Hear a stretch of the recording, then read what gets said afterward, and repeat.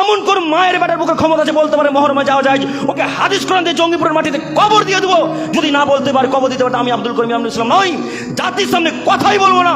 মহরমে যাওয়া হারাম, মহরমে যাওয়া হারাম, মহরমে যাওয়া হারাম। দেখি কোন মায়ের বেটা আছে বলতে পারে মহরমে যাওয়া যায়? বলে না কেন? মায়ের দুধ কত পান করেছেন, বলেন না কেন যে মহরমে যাওয়া যায়? শুধু বলেন একবার মুখের সামনে, চোখের সামনে। আপনাকে যদি এই রহমানপুর কবরেজ পাড়ে বড় বাগানে কবর না দিয়ে দিই, তো আমি আব্দুল করিম আমিনুল ইসলাম নই। কি দেখাতে চাচ্ছি নিজেকে? শতদিন বলেছি, শতদিন বলা আছে বক্তব্যের মাঝে, মহরমে যাওয়া হারাম, মহরমে যাওয়া হারাম, মহরমে যাওয়া হারাম। কোন মানুষ হলে তো কথা শুনবে, মানুষই তো নয়।